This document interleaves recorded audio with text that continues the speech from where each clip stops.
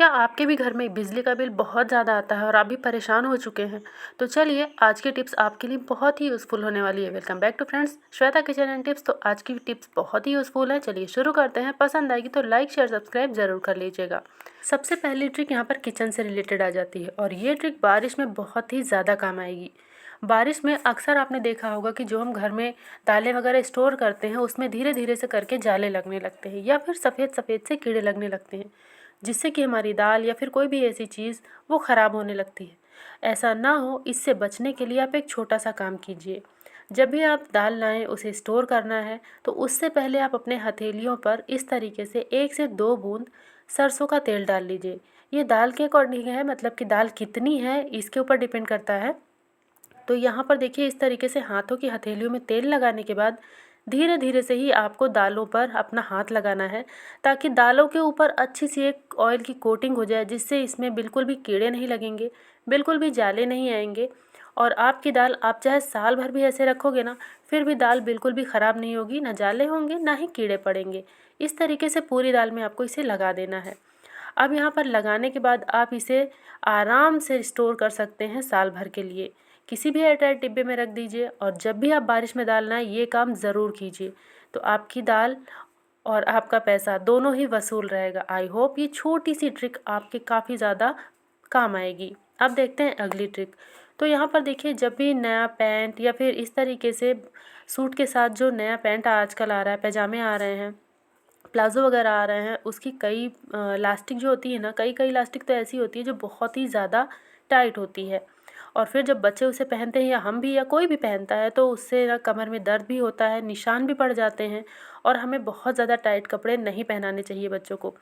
तो इन सभी बातों को ध्यान में रखते हुए मैंने एक बहुत ही छोटी सी जो है ट्रिक यहाँ पर लगाई है, जिससे कि अगर ये पैंट की लास्टिक बहुत ज़्यादा टाइट होगी तो आप उसे आराम से घर में ही ढीला कर पाएंगे, वो भी कुछ ही समय में। मतलब बहुत ज़्यादा समय भी नहीं लगना है, बहुत ज़्यादा झंझट भी नहीं है, बस कुछ ही मिनट में आप इस काम को कर दीजिए और फिर आपका ये जो पैंट है उसकी जो लास्टिक है काफ़ी ज़्यादा बढ़िया हो जाएगी। तो देखिए, जिस हिसाब से लास्टिक आपको बढ़ानी हो उस हिसाब से आप कोई स्पैचुला, कोई लकड़ी का टुकड़ा इस तरीके से आप ले लीजिए और पैंट में फंसा के रख दीजिए। तो देखिए, ये इस पैंट की लास्टिक ना बहुत ज़्यादा टाइट नहीं है, क्योंकि इसकी लास्टिक जो है ना ढीली है, मतलब कि सॉफ्ट वाली है। तो इस तरीके से आप फंसा के रख दीजिए। अगर बहुत ज़्यादा हार्ड वाली है तो रात भर के लिए छोड़ दीजिए या फिर 2 से 3 दिन के लिए, और सॉफ्ट वाली है तो आप कुछ घंटों के लिए ही छोड़ दीजिए और फिर आप उसे निकाल दीजिए स्पैचुला को। और फिर आप देखेंगे कि पैंट की जो लास्टिक है ना वो बिल्कुल आपके हिसाब से बन जाएगी। मतलब जितनी ढीली आपको करनी थी वो उतनी ढीली आराम से हो जाएगी। तो आई होप फ्रेंड्स ये छोटी सी ट्रिक्स आपको काफ़ी ज़्यादा यूज़फुल लगी होगी। पसंद आई होगी तो लाइक शेयर सब्सक्राइब ज़रूर कीजिएगा। अब यहाँ पर अगली ट्रिक को देख लेते हैं। तो ये जो अगली ट्रिक है ये अचार से रिलेटेड है। तो सभी को अचार खाना पसंद होता है, लेकिन आज ये जो ट्रिक मैं आपको दे रही हूँ ये बहुत ही कमाल की। देखिए, नमक हम अचार में ज़्यादा डालते हैं और कभी कभी होता क्या है, अचार में नमक ज़्यादा होने की वजह से कई लोग नहीं खाते हैं या फिर अचार ख़राब होने लगता है, या फिर कई बार हम इस तरीके से सूखा अचार बनाकर रख देते हैं जो कि कई कई साल चलता है और फिर किसी किसी को पसंद नहीं आता है या फिर इसे सॉफ्ट करना है। तो इन सब चीज़ों के लिए एक चीज़ है जो है सिरका। ये जामुन का सिरका है और ये घर का बना हुआ सिरका है। अगर आपके पास ये सिरका नहीं है तो कोई दिक्कत नहीं है, आप मार्केट से सिरके को ख़रीद कर ला लीजिए। उसके बाद उसे आप उबाल दीजिए जब तक वो सिरका आधा नहीं हो जाता, फिर आप उसका सेम तरीके से यूज़ कीजिए।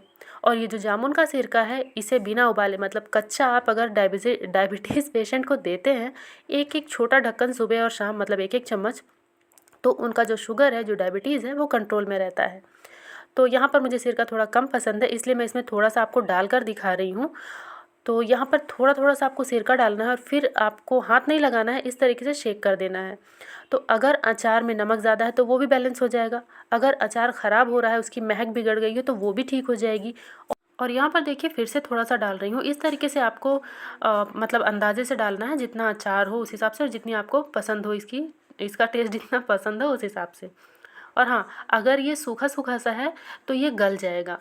तो इन सारी प्रॉब्लम्स का सिर्फ एक सल्यूशन है, ये सिरका। इससे आप अपने अचार को बिल्कुल परफेक्ट बना सकते हैं। और ये देखिए मैंने इसका ढक्कन लगा दिया है और ये मैं आपको दिखा दे रही हूँ। इसको ना मैंने सिरके से ही बनाया था, मतलब सिरका वाला बनाया था। ये देखिए, ये बिल्कुल फ्रेश आम मैंने काट कर बनाया था और बिल्कुल भी ख़राब नहीं हुआ। ये सिरके में इतनी ताकत होती है कि ये अचार को सालों साल तक बिल्कुल भी ख़राब नहीं होने देता।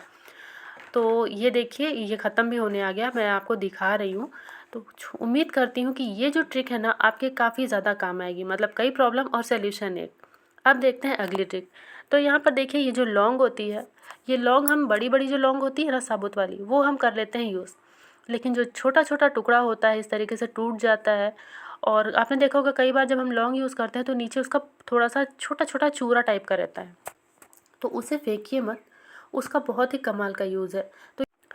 तो ये जो यूज़ है ना, ये आप बारिश में ज़रूर कीजिए। सबसे पहले यहाँ पर इन छोटे-छोटे लौंग के टुकड़ों को आपको ले लेना है, इसे एक प्लेट में रख देना है।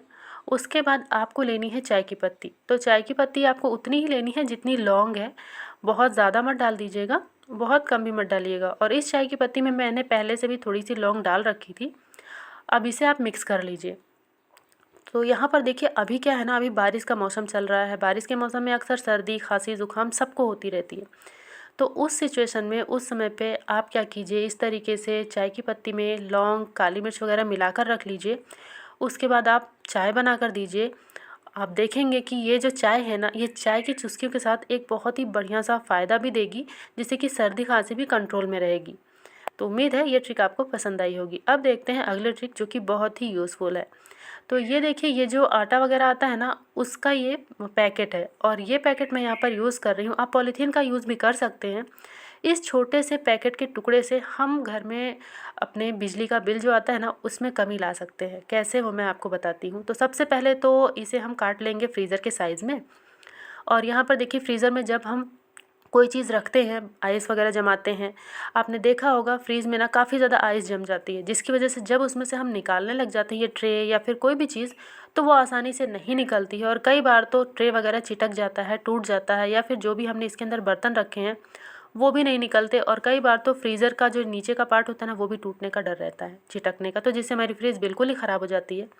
तो आप क्या कीजिए, आप एक छोटा सा काम कीजिए, इस तरीके से जो मैंने आपको दिखाया था, ये आटे की जो पन्नी है उसको मैंने साइज़ में कट कर लिया है। और देखिए, वाइट वाला आपको कम समझ आ रहा होगा, तो मैंने ये रेड वाला ऊपर कर दिया है।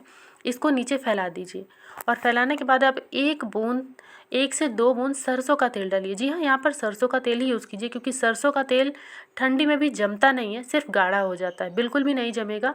यहाँ पे आप और किसी तेल का यूज़ मत कीजिएगा।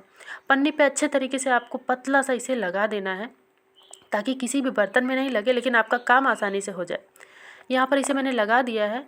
और अब ये जो बर्फ़ का पहाड़ जमता है, पहले तो वो नहीं जमेगा, और दूसरा जो भी चीज़ आप इसमें रखेंगे, वो कितना ही क्यों ना जम जाए उसमें बर्फ़, आप उसे बहुत ही ईज़िली, बहुत ही आसानी से निकाल पाएँगे, जिससे कि हमारी फ्रिज काफ़ी कम टाइम के लिए खुलेगी। और जब कम टाइम के लिए खुलेगी तो इसमें एयर बराबर बनी रहेगी, और ये कम यूज़ होगी तो बिजली का बिल भी कम आएगा। तो आई होप फ्रेंड्स, ये छोटी-छोटी ट्रिक्स आपको पसंद आई होंगी।